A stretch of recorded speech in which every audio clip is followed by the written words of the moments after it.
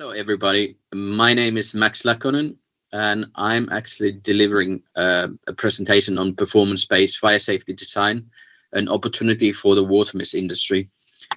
This presentation actually I delivered in IWMA conference last year, so it's a bit of the repetition if somebody happened to see it. But it's an interesting topic for water mist industry in general, I would say. I'm coming from the company IFAB, Institute for Applied Fire Safety Research, and obviously been active in IWMA very long time. The content of my presentation is actually covering the following topics. So first, a little bit about the performance-based design in general in fire safety, and then coupling that with water mist system to understand, okay, what is the connection with water mist industry and with the fire suppression in general before then finalizing to conclusions.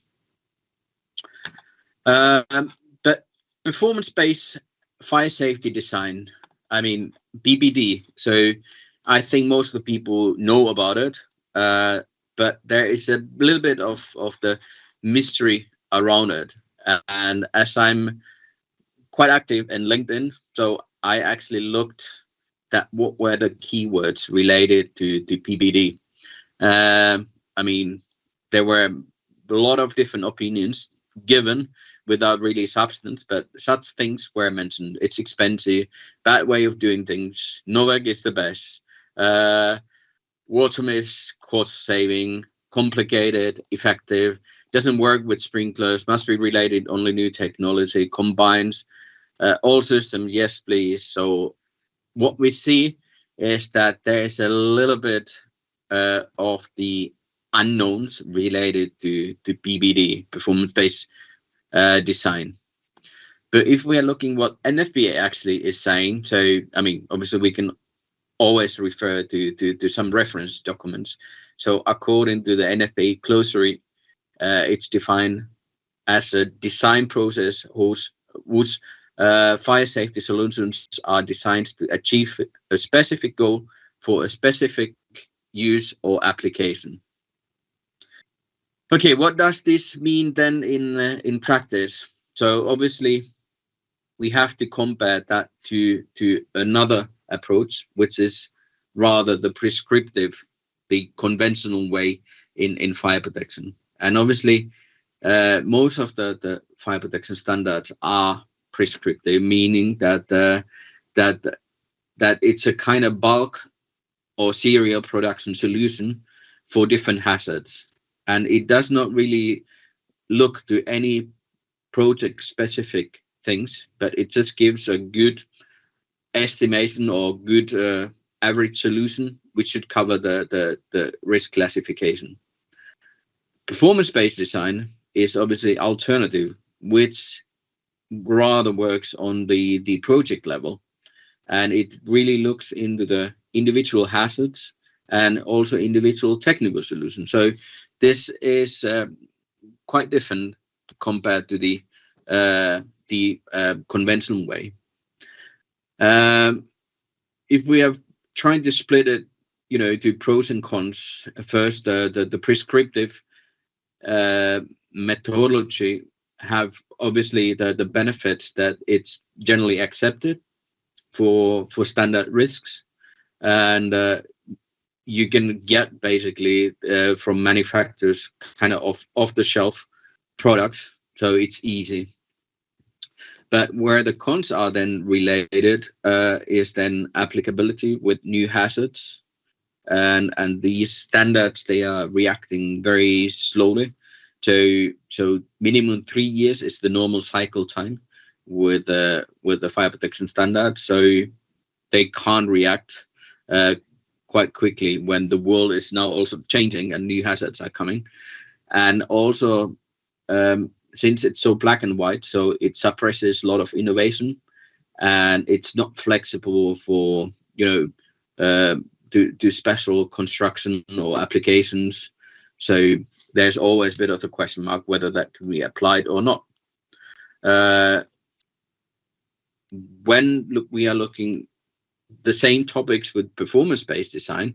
So obviously the pros are related, that um, that we are really working with a project by project case, which means that we can really tailor-made the best possible solution. And sometimes it has to do with technical solutions, sometimes it has to do with the technical and commercial solutions. And sometimes it's also related that we want to have safer solutions than normally would be required by the performance based on the prescriptive standards. Obviously the cons are related to the costs. It requires extra time, validation. That's more tricky, and normally it requires involvement of special organizations like us, and obviously for AHA, so for the authorities, there is also more work. But how to do then this performance-based design? So obviously there are already many well-established processes delivered by various organizations. We are following in our work mainly the SFPE, the Society of Bioprotection Engineers. The process they have published, and if I would somehow summarize it, so it basically starts where we from the states that we define the safety objectives. We then break it to individual performance criteria, and then we will do the fire safety concept, fire safety design, which we then have to validate. And if we are happy for the results, then we document all good. But if we are not happy, we don't meet the requirements, then we have to revise and do the iteration. If we would look to these steps in further detail, so often these higher level objectives, they are rather qualitative. So we define a certain targets what we want to set for the life safety or the safety of the emergency personnel, structure protection, or it might be that even indirect, that we want to secure the business continuity. We want to prevent the secondary effects like potential explosion hazards, etc. And such specialities are not really tackled by the prescriptive design methods. Then we have to move from qualitative rather than quantitative when we are developing the performance criteria. So we need to define in numbers or other measurable ways that the hazards, the boundary conditions, and develop normally a test protocol. This test protocol can be related to experimental tests, which we actually do quite a bit. Sometimes it might be a kind of validation protocol involving experimental and numerical. Sometimes it can be analytical, but in very few cases. Same time when we are developing the protocol, we are developing also the solution. So what kind of detection, what kind of firefighting, fire suppression, smoke extraction, structural protection we want to have, and what is really our solution to create an environment which meets our objectives. And obviously when these are done, then we go for the validation. And sometimes the validation can be as I said, in very few cases it's really analytical, but often it combines numerical methods, so CFD, or experimental fire testing. And obviously if this goes fine, then tick in the box, we can do final documentation for the authorities, for insurers, and everything is good. Or we fail, so we have to revise our safety concept. And let's say there are a number of relevant stakeholders in the performance-based design process, and one is obviously the client, the project owner, and their requirements. Then is a designer consultant who will then do the basic design, and then and defining the safety concept. Manufacturers, technology providers, they are also important, so because they will bring suppression technologies, the detection technologies, where the designer will then define the ones to be considered suitable. Then test organizations doing the validation, and obviously the authorities, or sometimes insurers as well. Okay, so we know what is the performance-based design. The question is then that what it has to do with water mist systems. And as I said, I personally work as a chair of the scientific council of the IWMA, International Water Mist Association. So working for the industry and trying to among with my colleagues, trying to guide the direction of the industry, the good practices, and if there are disputes, so also to help to resolve those. But same time, we are also exploring, let's say, the opportunities and the limitations where such technology could be used. And I was actually asked that a question that whether the performance-based design, the methodology which I'm using a lot in my normal daily work, not just related to mist systems, but you know, the overall safety concepts and many different applications. But if PBD would somehow support or would be linked to water mist systems, and my answer is that definitely yes. And with the next few slides, I'm actually trying to give reasoning why actually water mist is very well coupled for this design approach. So first of all, water mist systems are very innovative, and water mist systems, or water mist technology in general, is considered in fire protection as a new thing. But having said that, it's already 30 years old, and within the 30 years there has happened a lot of different things. But if we are comparing that to the, let's say, bulk product of fire suppression systems for sprinklers, so you will see in these images the development within 100 years. So definitely water mist as products, as a technology, has been something that it's been renewing all the time, and it's been going to the number of new markets. So in that sense, the mindsetting is already towards BBD, looking for challenges and then developing the solutions. Secondly, water mist, or let's say water, I'm really keen of water as a extinguishing agent, but especially when we are utilizing that in the form of small droplets, it really has technical benefits that many other agents they do not have. So it's really unique in that sense, and from that perspective, since it's so effective in cooling, so effective filling, you know, working three-dimensional, so it works very well with the many of the new hazards, and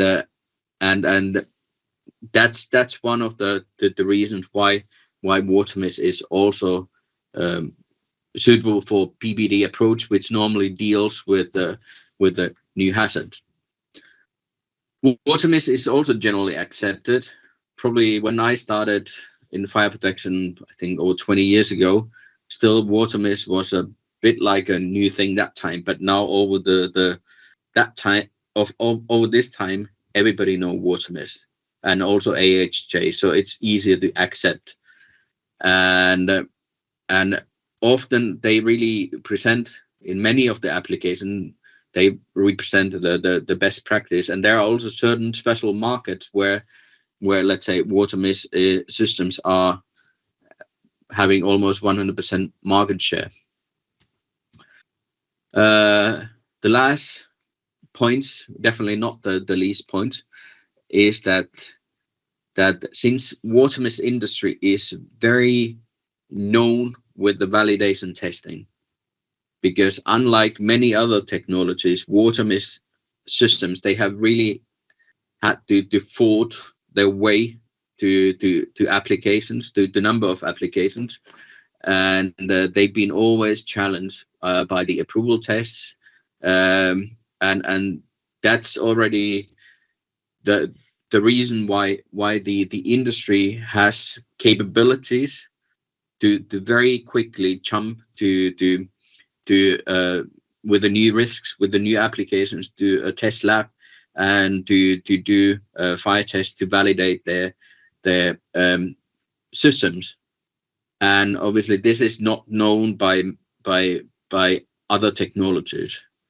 And if you are looking now to, for example, lithium-ion battery applications, which the world is now full, so you see that number of different manufacturers, they have done all or many different kinds of fire tests related to the car parks, ESS, or recycling, or I mean, you name it. But they are very reactive, and the benefit of PBD or performance-based design is that water mist systems can utilize their benefit. So often in a certain fire test, let's say a kind of prescriptive standards, they define that the water mist systems have to be compared to sprinkler systems. So the approval testing first involves testing a test with the approved sprinkler system, and then testing the water mist systems and comparing the results to sprinkler systems. And obviously, these are totally different technology, but in that case, the water mist system is forced to operate under the, let's say, low pressure deluge or low pressure sprinkler rules, and it can't use the real assets, the technical assets of the technology. But when we are using the PBD, there is no comparison to the sprinklers, but water mist systems can be really designed to utilize the normal working principles. And then is also the standardization. So nowadays also performance-based design is also kind of accepted from the standardization point, and just recently published EN 14972, European norm for water mist systems, also introduced in the Annex A a kind of plan B, that when we are going to hazards that which are not covered by the normal risk classifications or any of the approved design or test protocols, then we can develop a kind of project related protocol, and we can validate and document the system performance. So the design process is also accepted by the standards. So to conclude my presentation, so what I would like you to take out of these slides is that performance-based design is first of all alternative for prescriptive design methods and standards, and this is definitely something which is increasing at the moment very heavily in the world. So we are doing on our daily work, we are using this methodology very much, and this is often related to special and new hazards and individual projects as well. And the world is ever so fast changing, and so it kind of fits very well to this time. And the methodology allows also using the individual safety targets and develop the best practices to achieve those. Validation is extremely important in the PBD process, and therefore I would recommend to use experienced organizations which have also the background with the real fire testing, um, because that coupled with a numerical methods can be the winning combination. Sometimes it's just the experimental test what we need to do when it's a complex scenario, but there is not a simple rule how the validation would be done in every project. Uh, Water mist systems are especially suitable for many applications where performance-based design is used. And the main reasoning was that water mist technology and industry is already well prepared because of the past experiences to the requirements what PBD needs. And that has to do with the fire testing, innovative product development, typical hazard types, and reaction times. So that's basically, yeah, that was my presentation for today. I hope that you found this interesting, and I'm sure that you will find my contact details if any questions will come to the mind. So thank you very much for your time, for your interest,